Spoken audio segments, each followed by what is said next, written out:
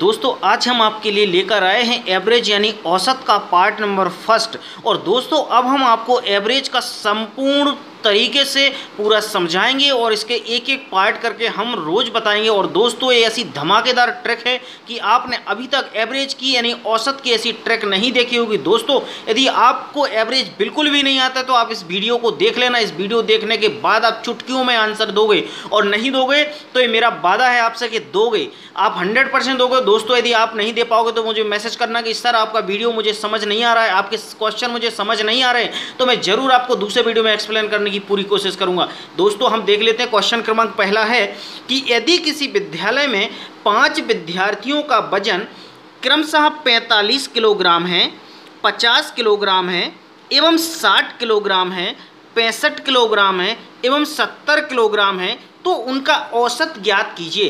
दोस्तों यह बताया जा रहा है कि यदि एक विद्यालय है और उस विद्यालय में 5 स्टूडेंट्स हैं और उन 5 स्टूडेंट्स का जो भार है वो वजन में यानी इतने किलोग्राम है तो हमें इनका औसत ज्ञात करना है।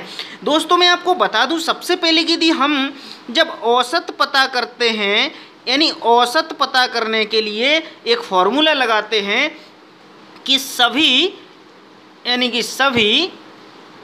संख्याओं का योग, सभी संख्याओं का योग बटे संख्याएं। दोस्तों यानी सभी संख्याओं का 1 बटे सभी संख्याएं, जैसे कि जितनी भी संख्याएं हमारे लिए प्रश्न में दी होती हैं उन सभी का जोड़। यानी 45 किलोग्राम दिया धन 50 किलोग्राम दिया धन 62 किलोग्राम दिया धन 65 किलोग्राम दिया धन 70 किलोग्राम दिया। अब दोस्तों ये तो हमने ऊपर के अनुसार लिख दिया सभी संख्याओं का योग यानी सभी संख्याओं को जोड़ना और नीचे लिखना है उन सभी संख्याएं। कितनी संख्याएं हैं 1 2 3 4 5 संख्याएं हैं तो नंबर ऑफ संख्याएं आप इधर रख दीजिए और इसका ऊपर का जोड़ कर देंगे। दोस्तों आप इसका जोड़ मिलेगा आपको टोटल कितना 292, इसका जोड़ मिलेगा डिवाइडेड में 5। जब आप 5 से भाग दे देंगे तो इसमें आपको मिलेगा कितना 5 25 और 5 अट्ठे 40 और 5 चौको 20। यानी आपको जो औसत मिल गया यानी औसत यानी एवरेज, जो एवरेज मिल गया दोस्त वो मिल गया आपको 58.4 kg। यानी औसत यानी एक स्टूडेंट्स का औसतन भार है 58.4 kg।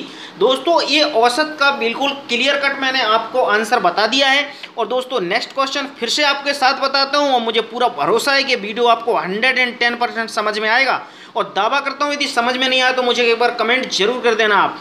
दोस्तों नेक्स्ट क्वेश्चन है कि 10 संख्याओं का औसत 20 है तथा 15 संख्याओं का औसत 30 है तो सभी संख्याओं का औसत क्या होगा।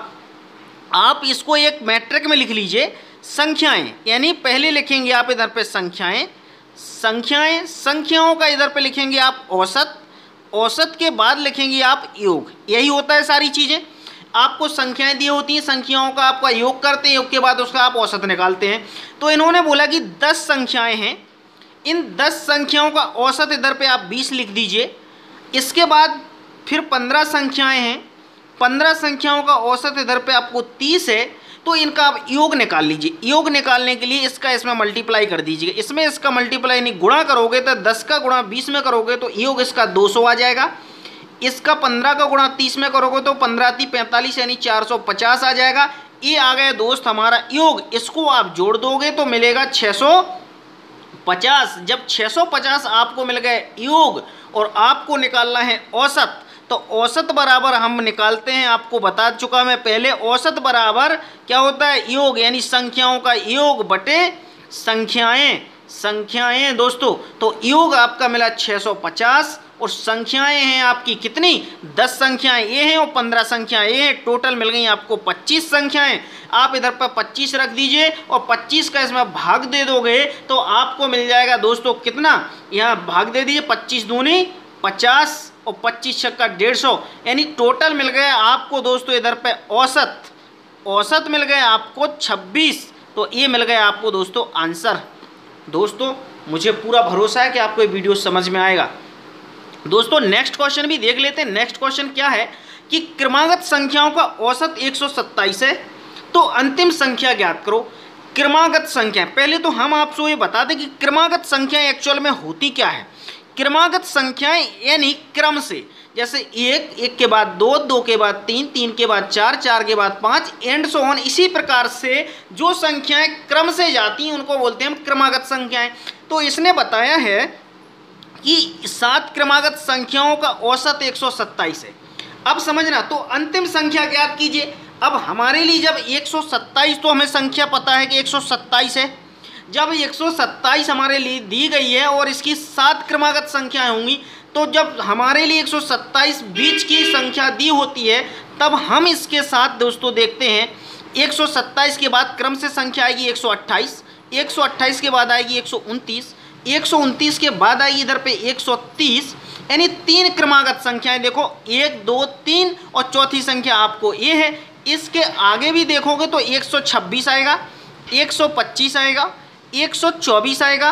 तो दोस्तों 3 क्रमागत संख्याएं ये हो जाएंगी और 3 क्रमागत संख्या ये, यानी ये अंतिम 3 क्रमागत संख्याएं और ये प्रथम 3 क्रमागत संख्याएं, यानी ये हो गई आपकी प्रथम और ये हो गई आपकी अंतिम। जब हमें कोई भी क्रमागत संख्या दी हो तो हम उसके बराबरी में आगे और पीछे दोनों में ही करते हैं। तो दोस्तों ये 127 जो क्रमागत संख्याएं दी, इन्होंने बोला 7 क्रमागत संख्याओं का औसत 127 है। तो संख्याएं ज्ञात कीजिए, यानी अंतिम संख्या ज्ञात करना है। तो अंतिम संख्या दोस्तों मिल जाएगी आपको सबसे लास्ट की संख्या, यानी 130। ये हो गई आपकी अंतिम संख्या, यानी आपका आंसर हो जाएगा दोस्तों अंतिम संख्या में बराबर 130। तो आपको क्लियर हो गया दोस्तों, ये आपका आंसर मिल गया, समझ गए हो गया आप अंतिम संख्या। दोस्तों नेक्स्ट क्वेश्चन भी देखते हैं और मैं पूरी आशा करता हूं कि आपको एक वीडियो समझ में आएगा। यदि दोस्तों आपको रियली समझ में नहीं आ रहा है तो आप मुझे जरूर कमेंट करना, जिससे मैं आपको दोबारा भी एक्सप्लेन कर सकूं। ऐसा ना हो कि आपको समझ में नहीं आया और आप वीडियो देखकर रुक जाएंगे। दोस्तों नेक्स्ट क्वेश्चन है कि 5 क्रमागत सम संख्याएं। अब इधर पे सम संख्याएं आ गई और इनका औसत 120 है। तो प्रथम संख्या हमारे लिए ज्ञात करना है। दोस्तों आपको पहले हम बता दें कि सम संख्याएं, यानी सम संख्या एक्चुअल में किसे कहते हैं। सम संख्या एक ऐसी संख्याएं होती हैं जो 2 से भाग चला जाते हैं। यानी सम संख्या इधर पे दोस्तों हमारे लिए कितनी मिल जाएंगी, इन्हें 5 सम संख्या बोली। 5 क्रमागत सम संख्याओं का औसत यदि 120 है ना, तो 120 है। तो दोस्तों आपको ध्यान रखना है कि 120 आपकी ये सम संख्या हो गई, ये बीच की सम संख्या हो गई। अब इसने बोला क्रमागत, अब क्रमागत 5 संख्याएं, तो 2 तो इसके बाद जाएंगी, यानी 122 आपकी एक क्रमागत संख्या हो जाएगी और एक आपकी 124 क्रमागत संख्या हो जाएगी और 2 संख्याएं इसके आगे आएंगी, यानी 118 क्रमागत संख्या और एक 116 संख्या।